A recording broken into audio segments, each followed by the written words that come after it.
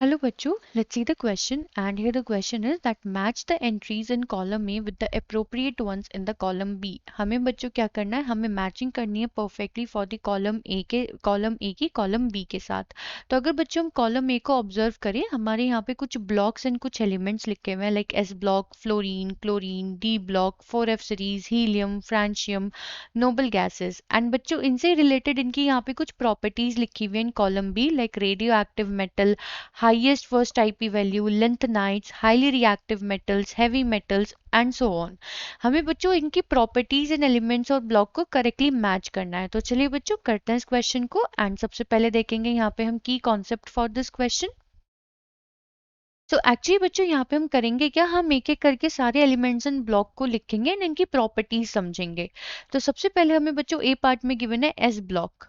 अब S block क्या होता है बच्चों, एक्चुअली में एस ब्लॉक में हमारे दो ग्रुप्स आते हैं। पहला आता है बच्चों हमारा फर्स्ट ग्रुप, जो कि क्या कहलाया जाता है, फर्स्ट ग्रुप एलिमेंट्स आते हैं जो कि कहलाया जाता है हमारा एल्कली मेटल्स का ग्रुप, एल्कली मेटल्स। ठीक है। एंड फिर इसके साथ बच्चों हमारा आता है second group and second group जो है बच्चों वो कहलाया जाता है हमारे लिए एल्कलाइन अर्थ मेटल,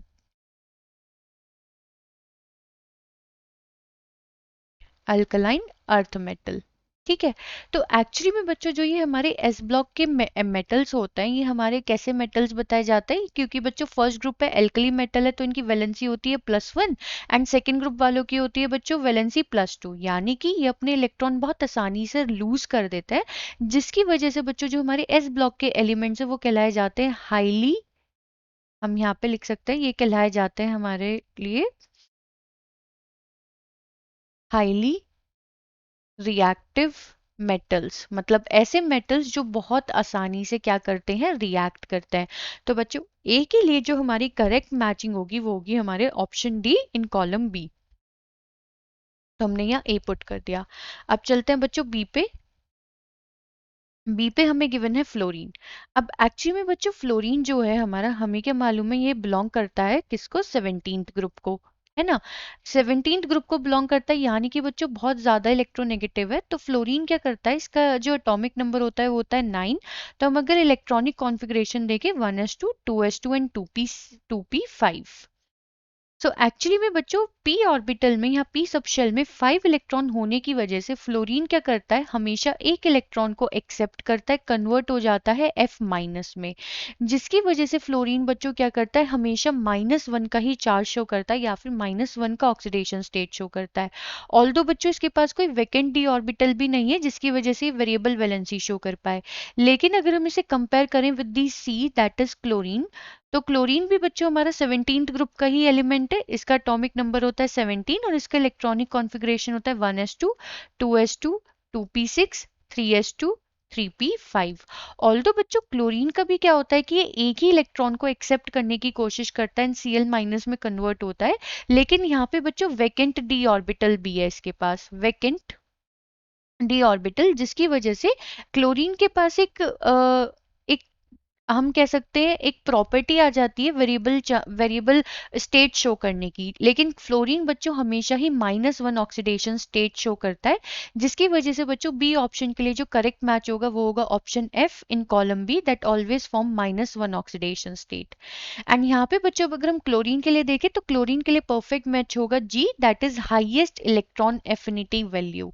ऐसा क्यों बच्चों, क्योंकि अब अगर हम कंपेयर करें फ्लोरीन एंड क्लोरीन को, तो फ्लोरीन बच्चों क्लोरीन हमारा बाद में आता है 17th ग्रुप में, लेकिन फ्लोरीन का बच्चों होता क्या है, फ्लोरीन का जो साइज है वो काफी स्मॉल है, small size as compare to the size of chlorine, जिसकी वजह से बच्चों फ्लोरीन में काफी ज्यादा इलेक्ट्रॉन रिपल्शन होता है। तो एक्सेप्टेंस ऑफ इलेक्ट्रॉन की वजह से वो ज्यादा अमाउंट ऑफ एनर्जी रिलीज नहीं होती है।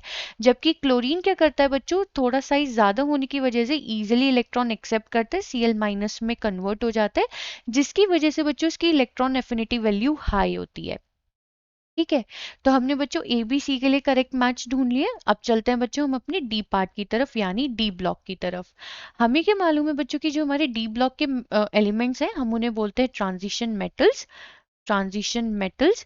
एंड बच्चों इनकी प्रॉपर्टी होती है कि ये काफी हैवी होते हैं इन नेचर, तो हम इन्हें हैवी मेटल्स भी बोलते हैं। मतलब बच्चों ये ऐसी ऐसी जगहों पे यूज किए जाते हैं जहाँ पे काफी ज्यादा स्ट्रेंथ की नीड होती है। तो डी ब्लॉक के लिए जो परफेक्ट मैच होगा that is option E, heavy metals. तो हम इसके आगे पुट कर देंगे डी। अब चलते हैं बच्चों ई पार्ट की तरफ। ई पार्ट में हमें गिवन है 4F सीरीज।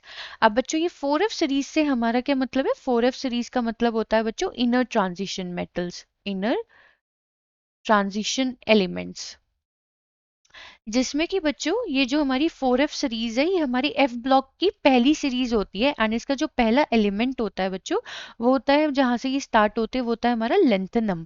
इसलिए हम इस 4F सीरीज को जो हमने नाम दिया हुआ है वो दिया हुआ है लेंथेनाइड सीरीज, या फिर हम इन्हें लेंथेनाइड्स भी बोलते हैं। तो 4F के लिए जो परफेक्ट मैच होगा इन दी कॉलम बी तो वो होगा बच्चों हमारा ऑप्शन सी। तो हम सी के आगे पुट कर देंगे ई। अब बच्चों हमें चेक करना है फॉर एफ। एफ है हीलियम।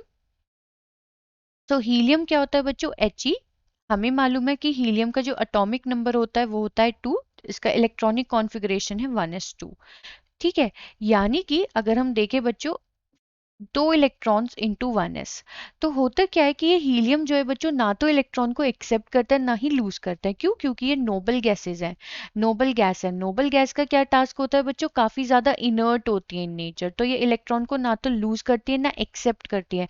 तो अगर हम इसका इलेक्ट्रॉन यहाँ से लूज करना चाहें तो होगा क्या बच्चों? हमें काफी ज्यादा अमाउंट ऑफ एनर्जी लगानी पड़ेगी। एंड काफी ज्यादा अमाउंट ऑफ एनर्जी लगानी पड़ेगी यानी कि इसका मतलब है कि हीलियम की जो आयनाइजेशन पोटेंशियल है वो काफी ज्यादा होती है। फर्स्ट आयनाइजेशन पोटेंशियल काफी ज्यादा होती है। क्यों? क्योंकि उसे अपना इलेक्ट्रॉन रिमूव करने में काफी अमाउंट ऑफ एनर्जी लगती है। So that is having high IP value, या फिर हम कह सकते हैं आयनाइजेशन पोटेंशियल। तो हीलियम के लिए जो परफेक्ट मैच हो गया वो हो गया ऑप्शन बी। अब चलते हैं बच्चों जी पार्ट की तरफ। सो जी में हमें गिवन है फ्रांशियम। अब ये जो हमारा फ्रेंशियम है बच्चों हमें क्या मालूम है? ये होता तो हमारा एल्कली मेटल ही है, मतलब फर्स्ट ग्रुप में आता है, एल्कली मेटल वाले ग्रुप में आता है। बट एक्चुअली में बच्चों उसकी प्रॉपर्टी होती है that it is radio active in nature. ये कैसा है बच्चों? रेडियो एक्टिव मेटल है, यानी कि different different type of radiation show करता है। ठीक है। तो फ्रेंशियम के लिए जो परफेक्ट मैच हो गया that is option A, radioactive metal. Then बच्चों बस हमारे पास लास्ट पार्ट बचा है that is H, noble gases. हमें क्या मालूम है बच्चों? नोबल गैसेस जो हैं ये हमारी 18th ग्रुप एलिमेंट्स होते हैं। 18th ग्रुप का मतलब है बच्चों कि इनके जो वैलेंस शेल है उसमें कितने इलेक्ट्रॉन्स रहते हैं? हमेशा 8 इलेक्ट्रॉन्स, यानी कि हम कह सकते हैं दे आर वेरी स्टेबल। तो इलेक्ट्रॉन गेन और लूज इज डिफिकल्ट, दोनों ही क्या होते हैं बच्चों? डिफिकल्ट टास्क होते हैं इनके लिए। जिसकी वजह से बच्चों होता क्या है कि जो ये हमारी नोबल गैसेस होती हैं इनकी जो वैलेंसी होती है वो होती है 0। जिसकी वजह से बच्चों हम इन्हें जीरो ग्रुप एलिमेंट्स भी कहते हैं, जीरो ग्रुप एलिमेंट्स।